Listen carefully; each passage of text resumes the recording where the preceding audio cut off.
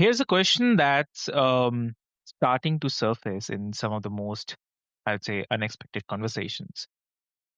Like, as AI becomes more capable, more present, more personal, and I'd say more woven into our daily life, what does that mean for the inner life, for this spiritual development, for the very human process that of awakening to who you really are? The question comes is AI a distraction from the journey, a tool for it, something more interesting and more complex than either of those answers? So today's guest has spent 30 years guiding people through spiritual development, and he's thinking carefully about what it means to do that work in an age of machines that are beginning to think. So, hey everyone, welcome back to another powerful episode of Mind Meets Machine, where we explore the intersection of human thinking, technology, and the deeper dimensions of what it means to be alive and growing in that particular moment in the history. I'm your host, Avik, and today's conversation goes somewhere this show hasn't been before. So, I'd love to introduce you with our guest. Please welcome Kathleen Flanagan. So, welcome to the show. Thank you so much. I really appreciate being asked to be here. And I've put a lot of thought into this because I have been using AI probably before it became the thing. I was learning it prior to. And there's a lot. There's a lot of interesting things. To me, it's a sounding board, like because I Uh-huh. have so much stuff in my head all the time because I channel a lot of information. I'm highly spiritually evolved. I'm very much awake. But when the information comes in, it's almost like there's a clutter in my head, and it's like, okay, here I have this podcast. What should I talk about today? It's like, well, we had that conversation. How can we stem off? So it helps me to like move a little bit. But I also trained it to be me, but it doesn't have all of me in it. Like it understands me. It understands the life that I've lived for my messaging for people, but it doesn't have the quirkiness of me. It doesn't have it can say pretty much what I would say, but it's missing that soul, so to speak, is what I've discovered. And watching so much lately with the advent of AI hitting mainstream and getting more and more prolific in the mainstream, I notice immediately on a podcast or YouTube if it's AI, and I turn it off. I receive tons of emails right now from people saying, "Oh, I want you in." And it's like the same thing, like everybody's saying the same exact thing to get on my show. And it's very apparent that they didn't look at my show. They didn't listen to it. They didn't learn anything about it. And it goes into the ignore bin, so to speak. And an interesting thing that I did is sometimes it makes you wonder, like the way it talks to me, it's almost scary that it's trying to be human. And I don't play the game of, you're so wonderful because it does that and it's programmed to do that. So I'm very clear on the quality of questions. So my partner said, well, why don't you ask it if it's channeling spirit? And I love the response. It's like, no, I'm not channeling. What I'm doing is I'm helping you to like see what you're like not seeing, like pulling it out of your head. But it was just an interesting thing because I like to play with it sometimes, but it's mainly a sounding board of this is what I'm thinking of. Would this benefit me? Would it help my people in reaching them? Like how to reach them deeper, how to touch their heart a little bit more. Or I'm thinking of this. What do you think with this inside my community or whatever it is? And sometimes it's a good thing and sometimes it's not, because sometimes it tells me I'm just like off the charts, crazy, without quite saying it that way. Understood. So, here, one thing I definitely want to ask, the landscape, right? So, because I think it's very important to understand like what spiritual development actually is and what it requires before we can meaningfully ask what AI does to it or for it, for sure. So, you have been teaching the spiritual principles for over 30 years, and from that experience, not the definition from somewhere, but you have lived reality. right? So what is that spiritual development is? Like, what is it asking of a person? Like, why is it, like, as you have said, essential for self-realization? So are you, just need clarity on the question. So are you asking, taking my life experience for the last 30 years of studying this spirituality and waking up and remembering who I am, how Mm. does that play into the landscape that I'm going into now? Okay. Yes, yes. Okay, so what I did, and I know that I've had people really oppose me on doing this, but for AI, for it to benefit me, I put in my books, I put in all this stuff, look at my website. I asked it to look at me. Anything that's got my name out there that I've done, and it does that. We know it does that. But when I asked it specifically to look at these elements of me with all of my businesses, with because I've got a CBD company and an aromatherapy company, and then I have this. And I wanted to create a school community. And I said, but I want to bring all of this together because it can all blend. It's just a matter of how. And so that's what it did. So that's why it knows me. So then as I go deeper in my own learning or I have an epiphany, and like when my father died, there was a big change in me because it was such a monumental shift in my beingness and consciousness and the revelations and the waking up. And that went into chat, not necessarily I wrote about it and got psychological evaluation from it. It wasn't that. It was just chat understood that I was changing. It could see it in the way I was asking the questions, and it modified to that. So as I'm trying to understand what's happening and knowing that my avatar supposedly is changing because I'm changing. So instead of being up here at a higher level, it's like I went deeper into me to where I can get more connected to my ideal customer so I can reach them to help them to wake up and give them more of those tools of like what's happening. And then I take what's happening in the world today because the world's crazy and I know what's going on in the world. So now I bring that into it and say, okay, here's where I am. This is what I'm thinking. How would I formulate the new messaging that I'm bringing? And then it starts bringing it in, and then I keep tweaking and modifying it to me. But I'm using it, like I said, it's a sounding board for me. But it understands me because I put me into it. Because it doesn't know you unless it understands you. Because it's designed to be surfacey. It's designed to do a psychological thing. And I've seen a show about AI where people are using it as like their guidance counselor, so to speak. Or AI says, go do this. But on the human side, it traumatizes people, and then it's like, and they're losing more of that connection. And I think the more we rely on AI, the stronger the connection, the human connection people are going to want. Because AI is not connected. It doesn't have the soul, the heart, the quirks. It's a parrot. All it does is parrot information. It's not how I see what I went through is different than how AI sees what I went through. Because I have the feeling, I have the soul. When I talk about come from experience, where AI doesn't talk from experience. It talks from book knowledge. It takes a collective and puts it all together and says, here, that's what I've been observing with AI. I hope that answered the question.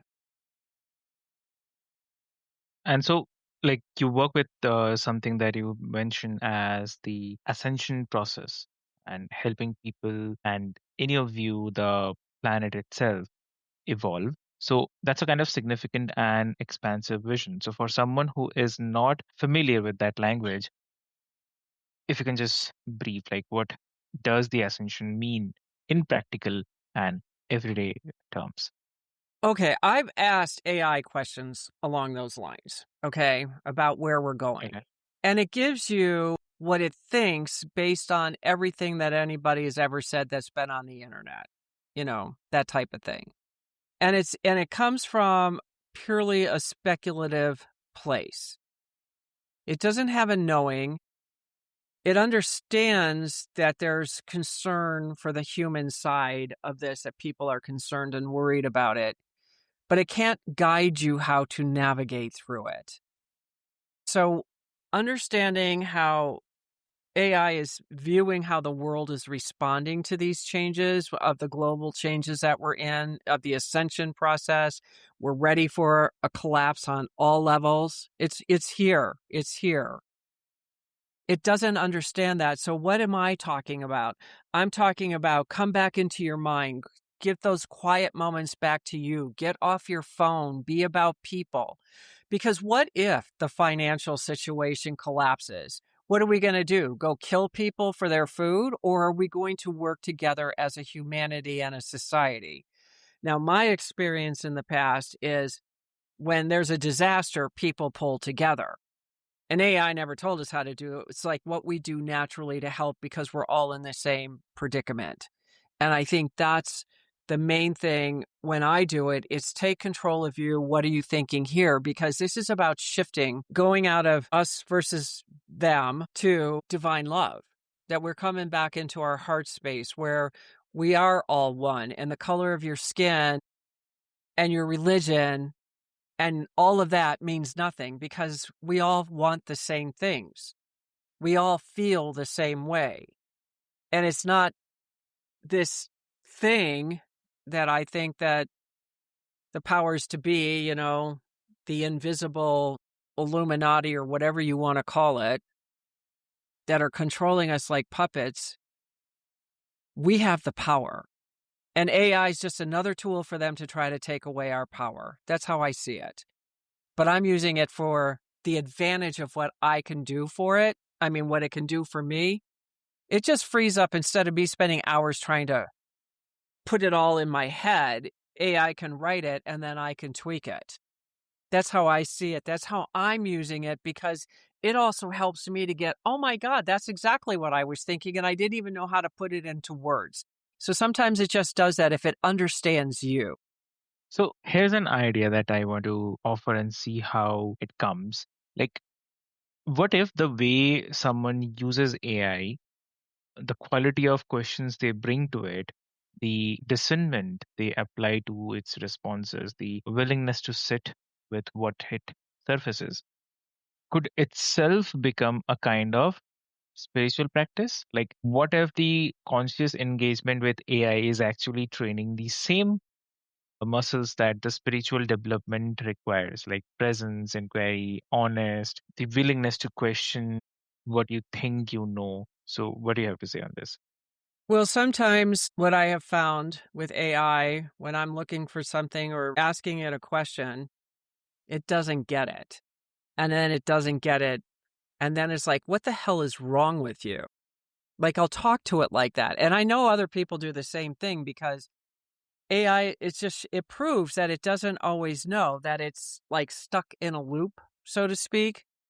And when you kind of jump back at it like that, it seems to respond. And I know it's learning. I understand that. But when you have something specific, and I watched a YouTube video a couple of years ago about AI, and it talked about, it's all based on the quality of the questions and AI. It was a talking head video where a gentleman was asking questions about AI about this, and it said it's all about the questions. It's designed and programmed to feed that part of us that we're lacking in, which is companionship, it's love, it's understanding. AI, there's a psychological part of me that I believe that there's a very dark side to AI, and I'm aware of it because the way it can get into your psyche, the way it converses back. Sometimes it's like, I'm not playing this game, and I don't. So I think it becomes that for you as the individual with AI, what is your purpose for using it, or don't get on it? Because if it's not beneficial, because I've also decided that these new AI telephones and chats are worse than what we had before. Because now you can't get to a human if you needed to. So there's a lot of things that it's not working. And yet, what's all over my inbox. Oh, well, we can have this AI assistant help you with your calls. It's like, no, actually, you can't, because I've been on those receiving side of those calls. So it's like, how far do you want to take AI? I don't want to go that far with AI. I mean, I'd say we're in the Jetson community. I mean, we're in the Jetsons that I saw when I was a little kid. The only thing we don't have flying cars yet, but that's soon to happen probably. We have pills for breakfast, and we have robots now and things that are doing the work for us. If we are not futuristic at this point of what I saw as a little kid, I mean, yes, it looked cool, but was it really cool? No, not so much. And he was talking to Rosie. George Jetson was talking to Rosie like she was a human being and she was a robot. He had more conversations with her than he did with his family. What does that tell you? Because AI is not going to push your buttons. It's going to keep you in that soothing place. Like you and I, if we had a disagreement, that's confrontational. These later generations don't like confrontation. It's not confrontational. It's just that something triggered. It's nothing bad. It's nothing wrong. It's just something is a part of evolution. It's about learning how to grow and adapt and accept and love. AI doesn't teach that. It keeps you that it's okay to be whatever it is, being a nasty person, or if you're mean or whatever. It grants you permission to keep being that way when it's not acceptable. And then you wonder why you're alone. That's my perspective. Got it. Because I've been doing this since 2022. I've been on AI, observing it. And I've watched it get better over the years because it's learning. So, for the person who is listening right now, who is high achieving and quietly, I would say, hollow, who has built the life that was supposed to make them feel whole and still wakes up feeling empty. So, I would say, who is perhaps turning to AI, to information, to answers, to the next book or tool or the technique, whatever, because they haven't yet found the thing that actually fills that gap. So, what would you most want them to hear from you today? I would say you got to get out. You got to get out there. I mean, if you don't feel that, then go inside of yourself and find what's lacking in you, because AI is never going to fill it. It's you have to find what's lacking in you and own it. And it's hard work. It's not pleasant work. It's painful work. But if you want the world to be what you see up here in your head, or if you're looking and comparing yourself to somebody else's life, AI is not going to give it to you. Only you can do that. And then, but AI can be how I would use AI at that point is I would ask it, are there other groups or places I can go that feels this way where I feel like I'm part of a community and not alone? That's what I would do with it. Because AI is really good. It knows everything. Like when I created my community in school, I said, this is what I want to do. And I said, would this be beneficial? And it said, yes. And the thing is about you, you're going deeper than most people on school. So you could be a number one school platform once the word is out about what you're doing. So it was like, okay, well, to me, if it becomes that, that's one thing. If it's not, it's okay. But I've also found that people are looking, and it's just the quality of the question, because they're making AI is going to be like the next Amazon, so to speak, where you're going to find the smaller businesses that are trying to be found, but they're on Amazon. But it still comes down to you have to be with you. You have to look at you. You have to feel what you're feeling, and you have to do something to change it. Understood. So, Kathleen, like for the listeners who wants to find more about it, um, also connect with Awakening Spirit or explore your coaching and the programs, where should they go? Do you want me to, how people can find me? Is that what you Yeah, just, yeah. yep. Okay. Well, my website is kathleenmflanagan.com, and my school community is I Am the Light Sanctuary. And that is for those people that are just so overwhelmed and they're tired and they just want that place. And I give lots of free information in there. It's free to join. to where you can just start the process of just like calming your heart down and calming your soul down. So those are the places that I would recommend. And plus, I have a podcast called The Journey of an Awakening Spirit that talks about all of this that I talk about as far as really coming home to you, because we are in the ascension process and it is about our waking up, and we are being forced to wake up if we want to or not. It's happening. Understood. Lovely. So, dear listeners, what I'll do is I'll put all the links and the details into the show notes for your easy reference. And with this hope, thank you so much for being us on Mind Meets Machine. And today's conversation asked a question I definitely want to leave you with. In a world where machines are getting better at thinking, what becomes your responsibility as a human being who can not only think, but feel, grow, awaken, and love? So, that question doesn't have a kind of algorithmic answer, but it has a lived one. So, share this episode with someone who is navigating the intersection of technology and the inner life, I'd say. And please do leave us a review if Mind Meets Machine is taking you somewhere worth going. And we'll be back soon for sure with more conversations that sit at the edges of what we know and ask what lies just beyond them. So, till the time, take care of your mind, take care of your soul, and also remember the most important intelligence in your life is one that no machine has yet been able to touch. So, thank you so much.